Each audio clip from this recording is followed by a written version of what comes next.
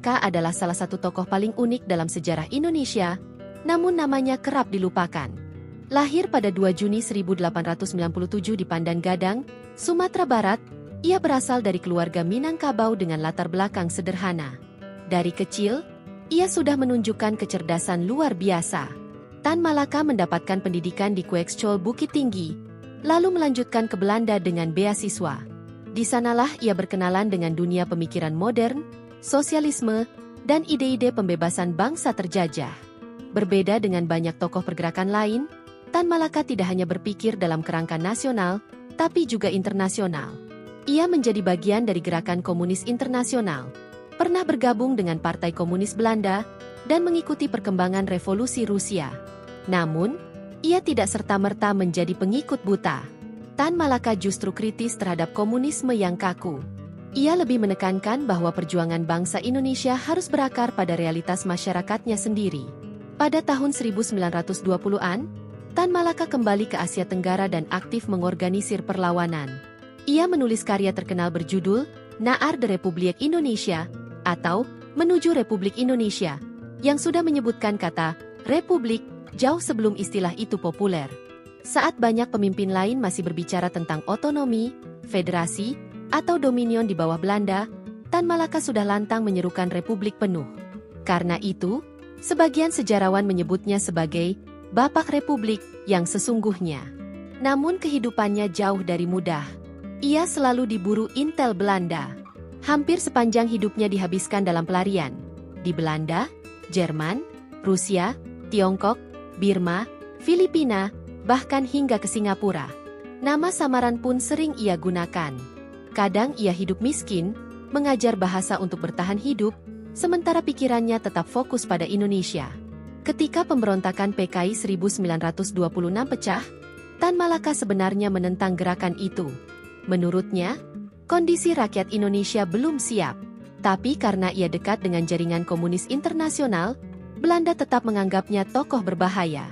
Ia ditangkap, dibuang, melarikan diri, lalu kembali lagi bergerilya. Kehidupannya penuh misteri, berpindah-pindah, dan hampir seperti legenda. Saat Jepang menduduki Indonesia tahun 1942, Tan Malaka melihat kesempatan. Ia kembali ke tanah air dengan identitas palsu. Namun setelah proklamasi 17 Agustus 1945, posisinya kembali unik.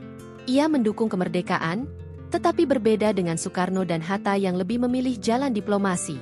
Tan Malaka mendorong perjuangan total, menolak kompromi dengan Belanda. Baginya, kemerdekaan harus mutlak, bukan hasil tawar-menawar. Di masa-masa revolusi, ia mendirikan Persatuan Perjuangan, sebuah aliansi politik yang menuntut 100% merdeka.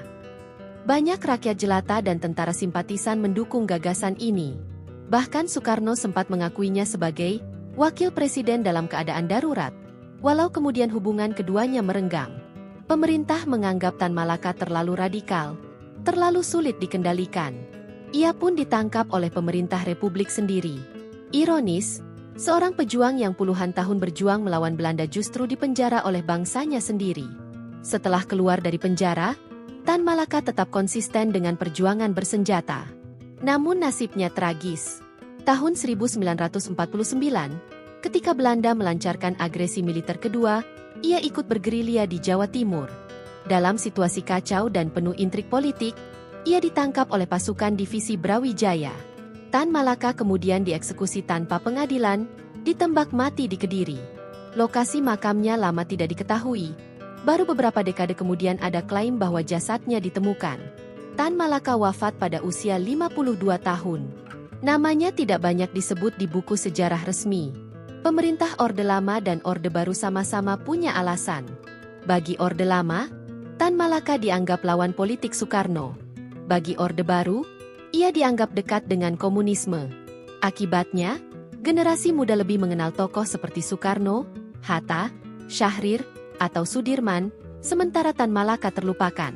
Padahal, pemikirannya sangat tajam.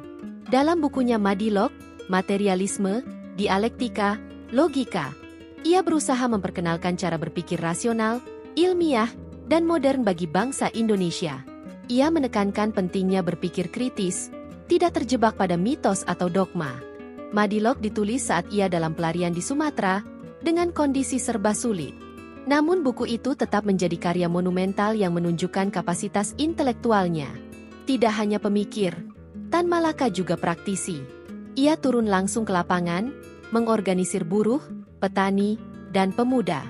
Ia menulis, berbicara, bergerak, dan bertarung dengan nyawanya. Jarang ada tokoh yang menggabungkan intelektual brilian dengan keberanian praktis seperti dirinya.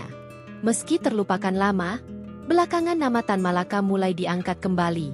Tahun 1963, Presiden Soekarno sempat menganugerahinya gelar pahlawan nasional. Namun dalam praktiknya, penghormatan itu tenggelam oleh narasi dominan Orde Baru yang menekan segala sesuatu yang berbau kiri. Baru setelah reformasi, diskusi tentang Tan Malaka lebih terbuka. Banyak peneliti, sejarawan, dan aktivis mulai menggali lagi jejak perjuangannya. Kisah Tan Malaka adalah kisah tentang idealisme yang keras kepala. Ia tidak mau tunduk pada kompromi. Jalan yang dipilihnya sering membuat ia sendirian, berlawanan dengan kawan maupun lawan. Tapi dari situlah lahir keistimewaannya. Ia adalah suara keras yang mengingatkan bahwa kemerdekaan harus total, bahwa berpikir kritis itu wajib, dan bahwa bangsa ini harus berani berdiri di atas kaki sendiri. Tan Malaka bukan sekadar tokoh komunis, bukan sekadar penulis, bukan sekadar pejuang. Ia adalah perpaduan dari semua itu, dengan kekuatan dan kelemahan yang membuatnya manusiawi. Seorang intelektual yang hidup miskin, seorang pejuang yang ditembak oleh bangsanya sendiri, seorang pemikir yang jauh melampaui zamannya. Itulah mengapa ia disebut sebagai Bapak Republik yang terlupakan.